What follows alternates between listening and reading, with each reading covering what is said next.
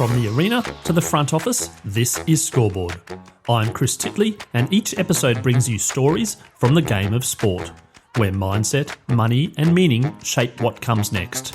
Athletes, coaches, owners, and business leaders unpack the moments that matter, because the Scoreboard isn't just about winning, it's about life beyond the game.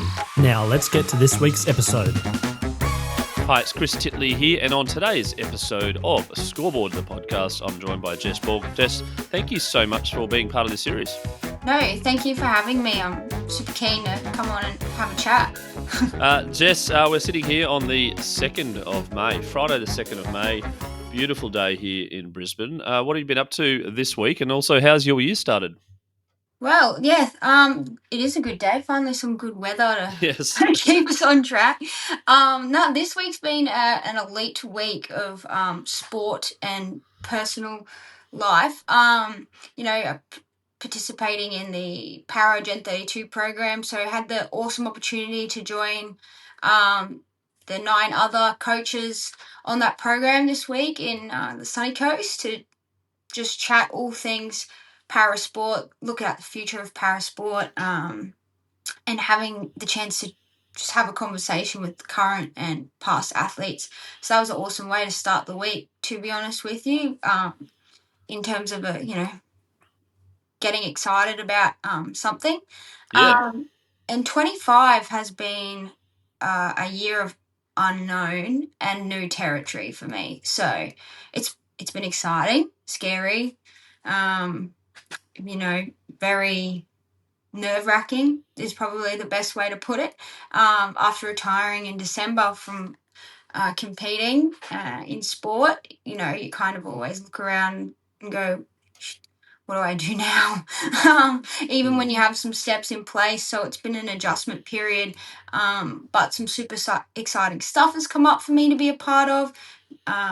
Professional opportunities outside of sport, being admitted as a legal into the legal profession, coaching at a new club that my coach who coached me in Taekwondo established. So that's really cool, getting to work with some para athletes and our up and coming high performance Taekwondo athletes as well. The list could go on, but it's been such a sounds busy, but also stressful and exciting and nerve-wracking. All the emotions as you've alluded to. Yeah. Jess, I want to talk about your Taekwondo career. Where did that, or how did that come about? And I suppose the late sort of pivot into other sports as well. But let's just focus on Taekwondo for the time being. When did you first become interested in that? Yeah, so I started Taekwondo when I was 6 years old. 2006, in Bundaberg, so the Wide Bay. And I started because I was diagnosed with low muscle tone disorder, which effectively means it's pretty common amongst young kids, but being a small town wasn't super, normal. So what that meant was, when you rule a line in your book, like a margin, you put your ruler down, you bring your pen across. So you had 2 hands working together, cognitively and physically. I couldn't do that. Put one down to hold the ruler and try to bring the pen across, and this one would go walkabout. So, simple tasks like that, or writing, all those sorts of things I just couldn't do, for someone my age who should have been able to start, developing some skill there. So everyone was quite concerned. So, doctors and testing and all that process, come up with this diagnosis, and effectively the suggestion was some sort of martial arts, or something swimming based.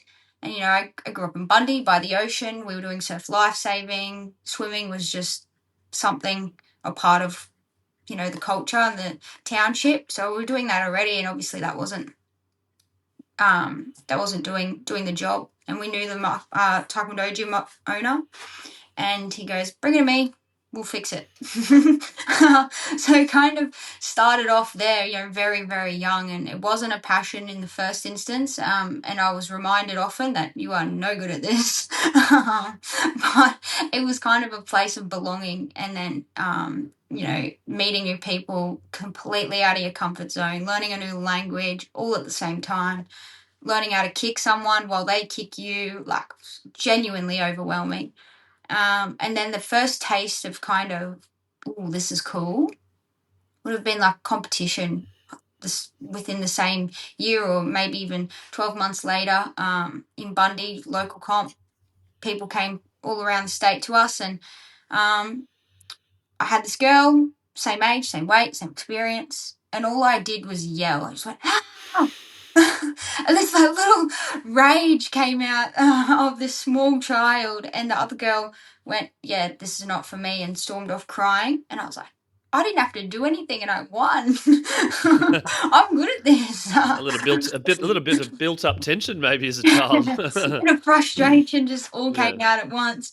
But after that, mum and dad were like, oh, there's something here. There's a bit of confidence coming out. This is exciting. So they were just keen to see me wanting to be involved in something else. And it, may not be super great at it, but skills are developing, confidence is developing. And then after that, it was like an addiction. Just wanted more, and mum and dad wanted more because they saw I was, improving. Yep. So that's where it all kind of started. And do you remember your first sort of fight, I suppose, or competitive fight as a youngster? Yeah, the first few I kind of remember. I developed a bit of a name for myself very young, of being, that aggressive Maltese kid. The kid that screams at you when they introduce everyone? Yeah. So at the beginning of the fight, I had this, kind of iconic, they call it a ki-up, which means yell in Korean. So that was kind of known for that, and girls didn't often do that, so it was quite intimidating from a young age. And I remember there was this girl I came out against in my very first year from Brisbane, and we fought for like the next till we were 11, 12, and I fought her in my first year, and she beat me every time. I couldn't get around her, no matter how hard I tried. I remember her name, remember her face, but when I first started, there was no technique. It was a matter of just lifting those legs and hoping that there was contact. But it was just fun. Like, it was exciting. I remember just getting so nervous, but going out and having the best time, win, lose or draw. There would be tears afterwards, and it'd be a long drive home if I lost, but I still was like, come on, when's the next? And but as a young kid, I did struggle to get a few fights because people were a little bit intimidated, which was a pain. Yeah, I'd imagine as a parent now, if I saw an opponent coming up against and screaming for you, whoa, no, I'm out. Yeah, mum used to be that parent. I'm curious to know what the addiction, you used that word there, like what was it about the sport that made you so addicted to come back for more, win, lose or draw, as you said? Yeah, I would say, and can confidently say, it was because I was good at it, and I think I was recognizing that I was good at it, where before I was only 6, 7 around these years, but you're smart enough then to realize when you're challenged by things and not. And I feel like academically I wasn't the most intelligent, and I had to work really, really hard, harder than a lot of others. So that was infuriating. Whereas coming into Taekwondo, I was developing these skills, getting really good at it, and that was exciting. And going out there and having this cool adrenaline rush, and you're doing these things that not many other people could do, and I was like, yeah, this is something really cool. And it's almost like a secret hobby that it's an outlet for you. Yeah, 100%. To be comfortable, and it's you're like, I could do this all day, but I really don't have too much time for maths homework. But that's right. But it's your like your happy outlet. Yeah, that's right. It was a place that I felt super confident, whereas maybe putting in a school environment or a friendship environment wasn't as much. Like, I played soccer till up until the last couple of years, and I loved it. It was so much fun, but it wasn't like, I was still pretty shy and reserved in that space, whereas Taekwondo, I could be this kid that potentially Yep. wouldn't. You're still a kid, by the way. But talking about your career in Taekwondo, then from your youth and moving up and becoming good at it, and Yeah. realizing that you're good at it and enjoying it, and the sort of the compound flywheel effect of that. Do you want to talk about your career and how that lasted, up until pretty much 2020, wasn't it? Yeah, so I dedicated everything to Taekwondo. I think, I moved from Bundy in 2017 to Brisbane to study, and at the same time, get in on a sports scholarship, so I had heaps more time to train basically at uni. And I, at 16 started going overseas, like during high school, started going overseas in 2016, spending long periods of time in Korea and training, and then just developing, national teams. Went and competed or started the process to compete for Malta as well at the same time. Come back and realize that, my passion was with Australia, and again continued to compete internationally, get my rankings up in the world in Australia, Universiades, and all those competitions. So I was competing at a very high level consistently. And then come to 2020 where, I thought it was between myself and someone else. And I was like, this is my chance. This is my, opportunity to reach that goal that I always had. I was 20 years old, very young, loved the sport, obsessed, and, that was it. Could taste it. COVID hit. We got delayed a year, which meant the selection process looked a bit differently. Normally, you're on tour and you build up your ranking points in the lead up to try and be the highest you could be out of everyone in your country in that division, and to be selected. But it didn't occur that way. So, kind of just went on whatever results we had up to that point. But, the other girl had beaten me once before, and I'd beaten her more recent to the Olympics.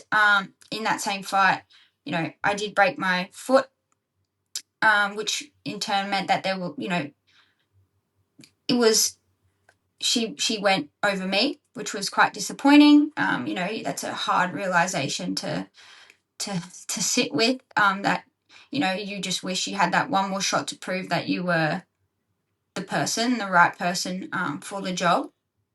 But at the same time, she also equally, had the same background as me, and, we went to all the same competitions. So the decision was made. And then for that 2021 during the Olympics, I also spent that whole 21 weeks or something like that in a moon boot as well from the last fight that we had, which was frustrating and kind of it deteriorated my passion for the sport, is probably the best way to put it. But up until that point, I, was doing well overseas. I had a really strong background in competitions in Taekwondo. And then at that point it was my pinnacle turning point in the sport. And when I mention Taekwondo now, or you hear the words Taekwondo, how do you feel about it? How do you feel about those words? 20 years of your life.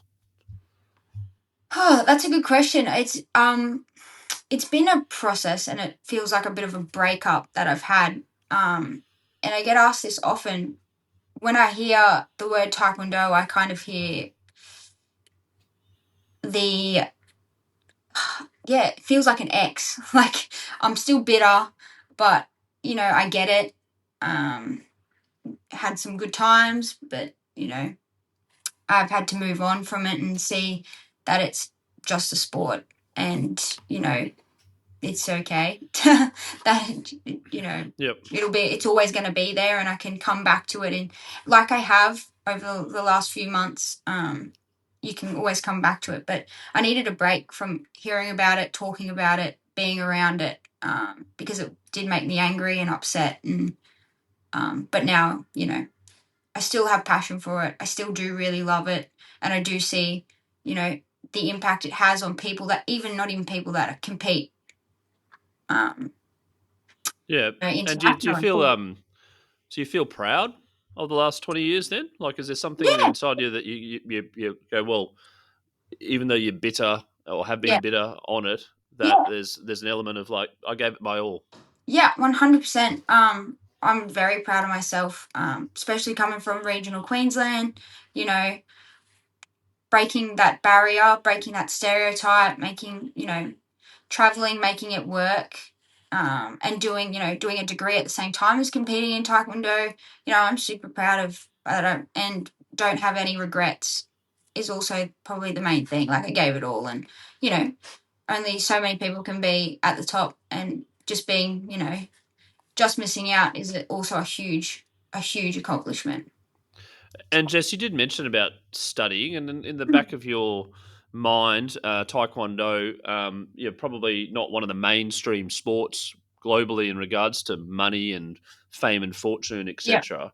How did you go about thinking about that? Going, actually, if I did make it to the highest level, could I do this forever, and can I make a living out of it, etc. Or and Plan B? Yeah, yeah. So from the get go, my parents always said to me, like, we need a plan B, knowing that it's more of a cost output sport than, input coming in. And, so it was always, you need a plan B, you need a plan B. And then going into year 12 and, studying and working out what do I want to do in my life, I'd always answer, I'm going to be an Olympian, I'm going to be an Olympian. That was it for me.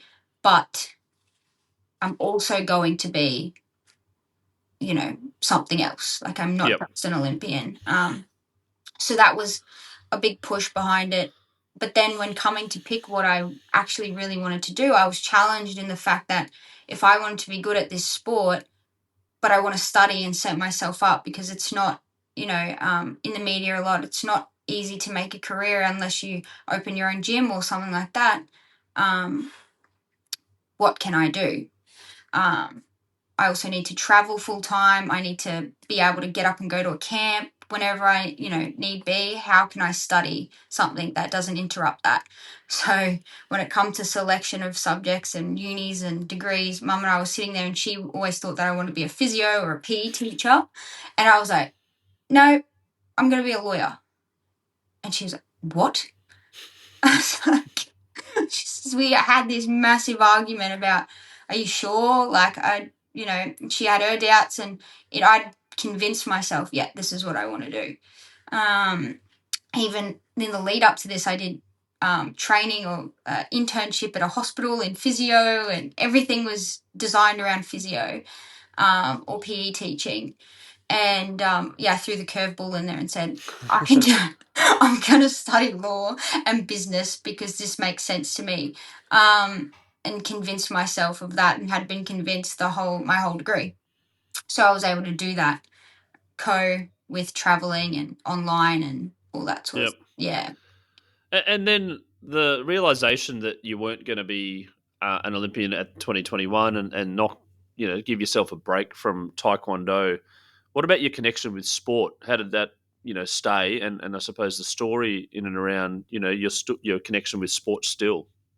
Yeah, so I think after that, I kind of spiraled a little bit.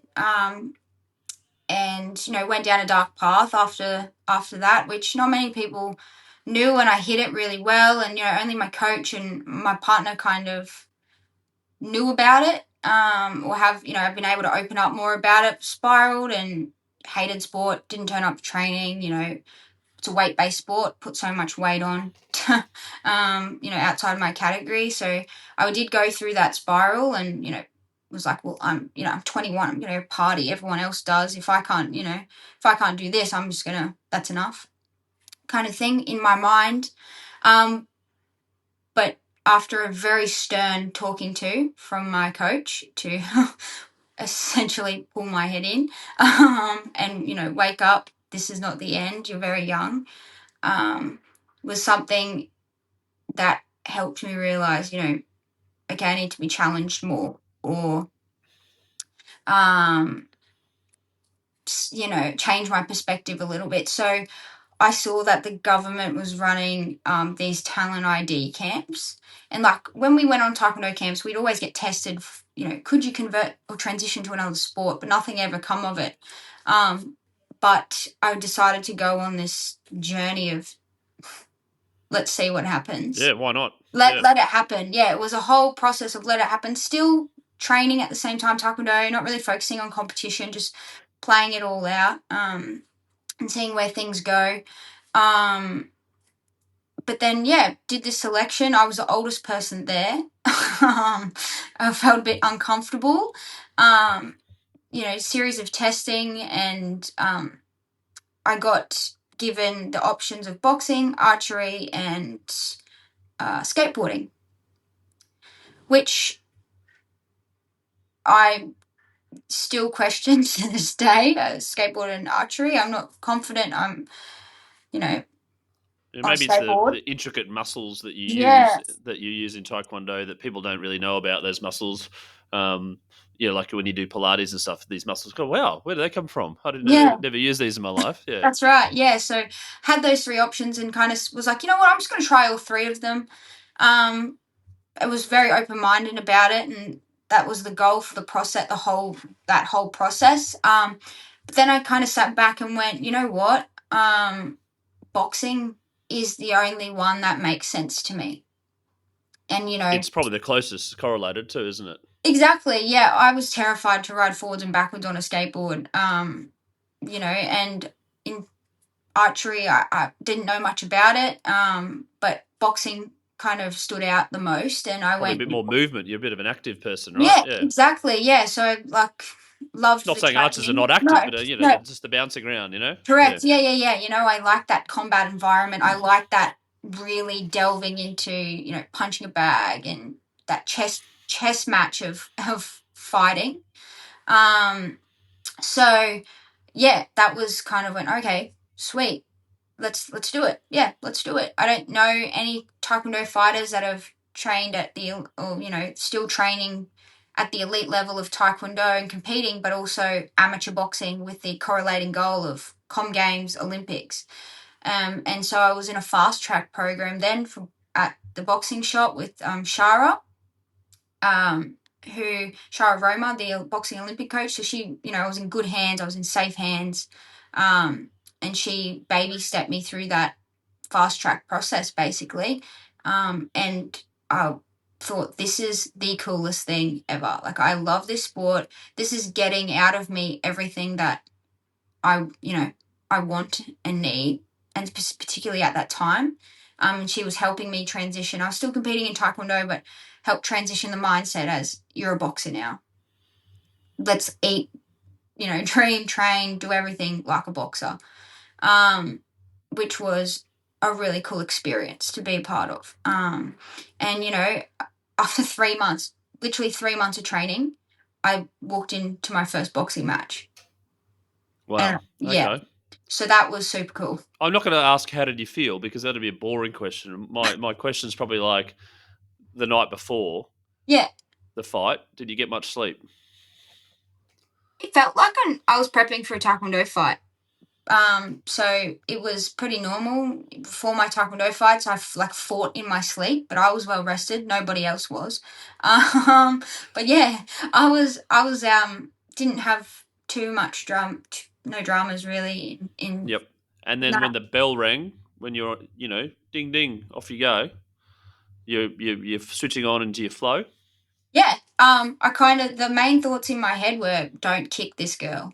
That was right, Taekwondo, of course. Yeah, yes. Yeah. I was like, because disqualified. Yeah, literally. There's this moment in the fight where I must have. I don't know what. I usually when I fight, and I just switch off totally. Like I can't. My Taekwondo coach Sive used to get up me and go, "Are you listening to me?" And I'd say, "Yeah," but she knew I wasn't. I was just it's just can't hear a thing. Like I could only pick distinctly 2 voices or so in the crowd. But that was, and the referee, but nothing else, and my breathing. So in this particular fight, there was this one moment, and there's a photo of it, and I've gone to lift my leg, and I've realized, I'm like, oh my God, that's what Sive meant when she goes up the middle or something like that. And I've seen it and I've gone to act on it, and all I hear is, put that effing leg down. And that yes, was, sorry. yeah, Yep. I was like, oh my God, I've had to like back away really quick just to adjust myself, my stance, and my hands, because I've gone the whole, drop that front arm, gone to on Maybe you that could start lean. a sport. You could do a combined sport. You could start the sport, right? Yeah, kickboxing. I mean, that's what I was Yeah, doing. yeah. So Kickboxing, taekwondo, yeah. boxing, all three. Oh Yeah, yeah, yep. yeah, yeah. So it was that was the kind of, yeah, adrenaline took over at that point. But Yeah. yeah, I was excited. I was nervous, had the same nerves that I would at, fighting in, Dutch Open or something in Taekwondo. So it was thrilling. Like there was the same adrenaline. Mm. So it And was, Jess, on Scoreboard, we have had Olympians, world champions, gold medalists, etc. And it's we talk about the moment of euphoria, and then after life, what happens, etc. yeah. In this particular podcast, we're not talking to someone that's a gold medalist, an Olympic champion, a world champion, someone that's given their all into sport and then had a setback after setback. And I'll prelude into this story about why you're not boxing anymore. But Yeah. this is a very interesting story. Someone's given their life to sport, and then we'll get on to the fun part about what you're doing now. Yeah, so coming from, Taekwondo, combat background, going into amateur boxing. In amateur boxing, a lot of people don't know this, but you start off as a novice and then you work into an elite. So 0 to 10 fights is novice, 10 plus is elite. You can fight anyone you want. But in that first instance, when you are a novice, you fight people in categories. So it's novice 0 to 2, and they are people who've had 0 to 2 fights in your weight category.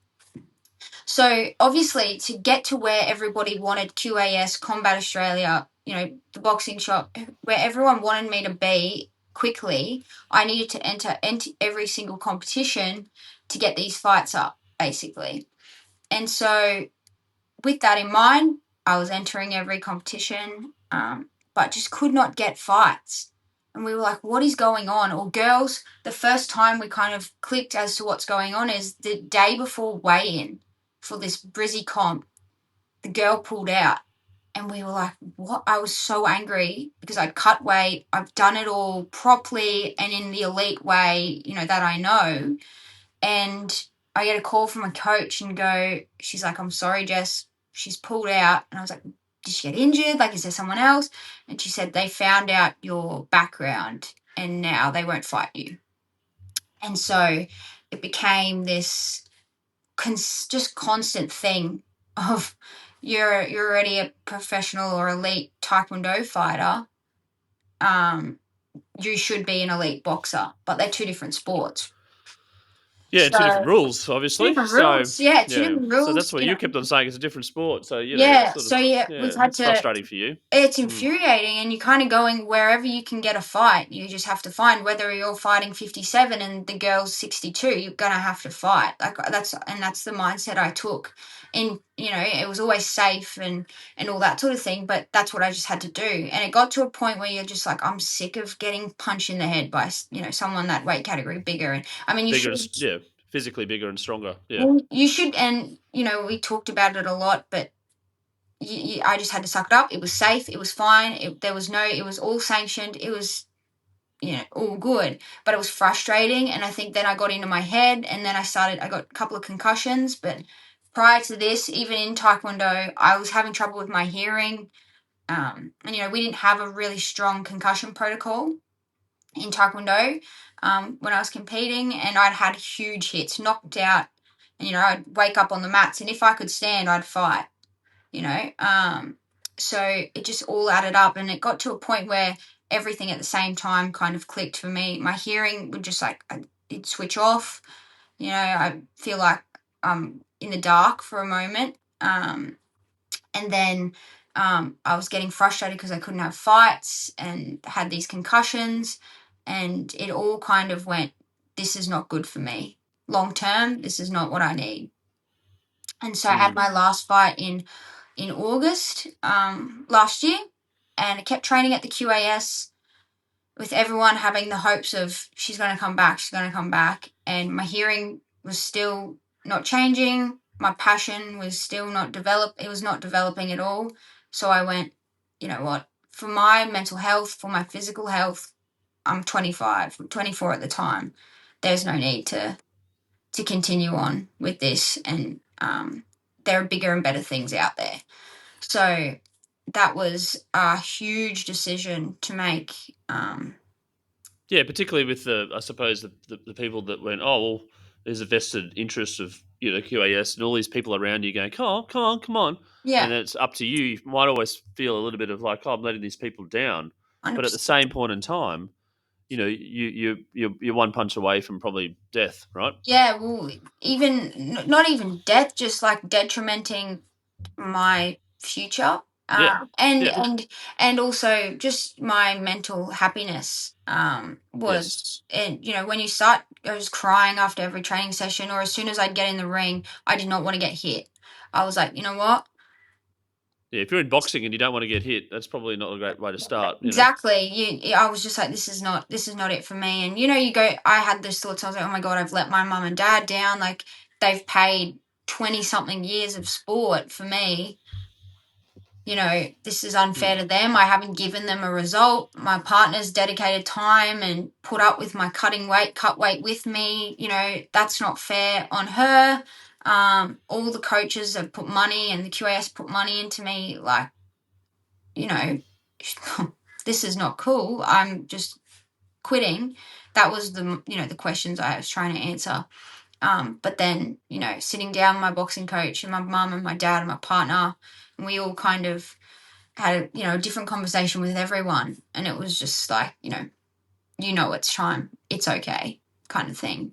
Isn't that really amazing that your support network was there, through and to support your decision, But yeah, because they've been there from. I mean, I wouldn't say amazing, but it's sort of it's wonderful that they were there, yeah, yeah, and for you to be able to go. Actually, I may have let you down financially, and there's money down the toilet, and the travel and yeah, time and etc. But hey, I'm in a happier spot. I'm in a better yeah, spot, and let's go forward.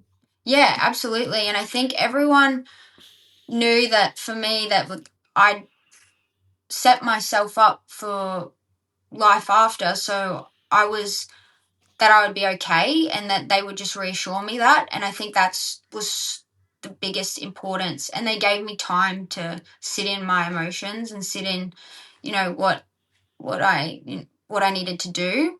And then when they were like, okay, let's start to act. Let's try and be yourself. Let's go for a run. Let's, enter into something. Like in the mix of it, I knew the QAS time and support was ending very shortly, and I went.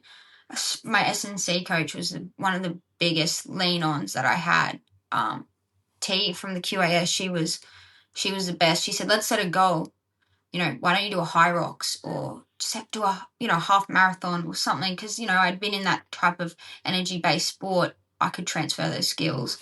And she's like, let's just set a physical goal. And I was like, yeah, okay, cool. So I started just buying into these events to try and just keep having something to train for and have that, turnover and, keep that body going. Consistency around Yeah, being active and movement. Yeah. correct. Because I think that, that was the thing I genuinely enjoyed the most. So why Mm. stop? I complained a heap at training, but it was my favorite part of the process. Well, athlete doesn't complain at training, but I loved pushing my body to that limit. So she was just like, let's keep doing it. Like, keep Yeah. pushing your body beyond its barriers. That's what you like doing. Here's how we can keep going. And I think having that was the biggest help in Yeah. transitioning out. And speaking of transition and what's coming next, here's the Yeah. pun. Let's talk about next. Yeah, so after experiencing everything I experienced, and once, as much as the system helps you when you're in it, once it's time to retire, their focus, rightfully so, is on the next gen or the next people coming through. So you're left, after dedicating all your time and life to the sport, you're left going, what do I do? It's an identity crisis, and you kind of go, I'm no longer just the athlete. Who am I? What? And so after going through that, although having my degree and a job and, the things that, making sure I worked during working my training around work to have money to when I finished, a lot of athletes don't have that, and they don't have that ability. They are training the whole day, 3 or 4 sessions a day, and when it does come time to either by force or choice to finish up in sport, you're one left at the end going, how do I how do I save? Where should I best put my savings? How do I write a resume and try and transfer the skills I have as an athlete into business when I have no business experience or anything like that? And that's why I've established NEEXT. So NEEXT is a platform that we're building to include, guidance on resumes and what transferable skills are as an athlete, legal assistance in, okay, I want to rent. I need some advice about this rental contract or, all these regular things that you've spent a lot of time dedicating to sport, and you're like, 100%. Yeah, most people are like going, things like I don't know if I should sign this. I need someone to sort of run it by. An employment contract and having and linking you up directly to people that can help you, but at the same time providing advice. Not really advice, but points to run you through. And so same along with finance as well. A broker, even a property agent who can help you work out, okay, I've got this money savings, but I want to invest in property or I want to buy my first home. What do I do? Because you are sheltered away from that sort of stuff a lot of the time. And it's when it comes time to you kind of go, oh my goodness, what, I don't even know where to start, or you get charged copious amounts because, people think you're an athlete or, so limit that, that situation. So it's a platform to connect athlete and expert, and you can subscribe to and get the best value that you need out of it. Awesome. That's so good. Hey, Jess, I'm going to touch on the scoreboard moment now for a second, which is the Kodak moment style, where it's an image or something in your life where you're like, I remember that clearly, and that's changed the trajectory of my life. Yeah. I remember my very first boxing experience. Not a Taekwondo one, which is shocking, but my very first boxing week was the coolest and most exciting week of my life, in the sense that that I can remember going, this is what it's about, having fun and learning, because I'd focused on the Olympics, and I've gone into boxing with no expectation. Like, I genuinely, with why I started Taekwondo, I did not think I'd make a good boxer, but it was a space where nobody knew me. I could just be myself, start this new journey. And it was hitting the mitts and Shara having a laugh at me because she was like, you look silly. But I was having so much fun. And that would be, it's not a championship or a medal or anything like that. It was just a moment where I went, I'm myself. Yeah, yourself. You're expressing who you are. Yeah. And win, lose, or draw, this is cool. Yeah, absolutely. So, and touching on sport and keeping on the sport trend, your favourite all-time sporting moment? Favorite all-time sporting moment is actually a recent one. I had a different one before I witnessed this and watched this. I love the UFC, and I think there's been a lot of people who filter through the UFC, but there's finally someone in there now that's portraying this amazing image for Aussies, and that's Volk. And he said something at the end when he lifted up his belt, and he said to everybody, adversity is a privilege. Yeah, and wow. That's awesome. I was like, he lifted that belt after losing, having not even 12 weeks to prepare for a fight. It was something ridiculous, short turnaround, lost, he was coming in as the underdog with, kind of zero expectation on him, on, the result. But everyone backed him, and he used his adversity to come into that fight and it was powerful. It was exciting. It was good to watch, and it kind of, you know, it was an awesome moment, and it was gave me goosebumps watching it. So And even talking about it now, yeah, Jess, I've got one final question for you. We're not far from you being 14 or 15 again, maybe 10 or so years ago, but life has changed. The world is changing, yeah. and kids are specialising a lot earlier now in terms of trying to fulfil their goals and aspirations. What's some advice to a 14 or 15-year-old girl now in 2025 who was a bit like you, Yeah. loving the sport and enjoying it? Yeah. I think my biggest advice would be don't forget who you are outside of sport.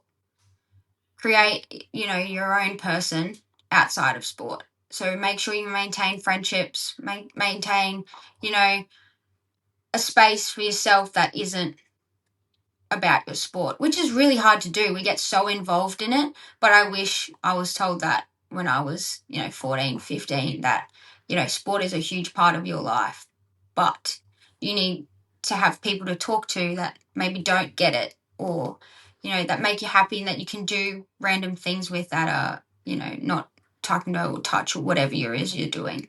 So I think that's one of the biggest lesson learned for me. Jess Borg, thank you so much for being on Scoreboard today. I really do appreciate taking your time. And as I said, this is a bit of a different episode because we sometimes do talk about the dream, etc. And normally sometimes there's an outcome. But in this instance, it's been a pleasure chatting to you about your life in sport, the dedication, the advice that you're giving to other people out there, and your still involvement with NEEXT, which I wish you all the best and looking forward to helping and sharing the progress. No, thank you so much for having me and giving me that opportunity to chat about it. It's awesome.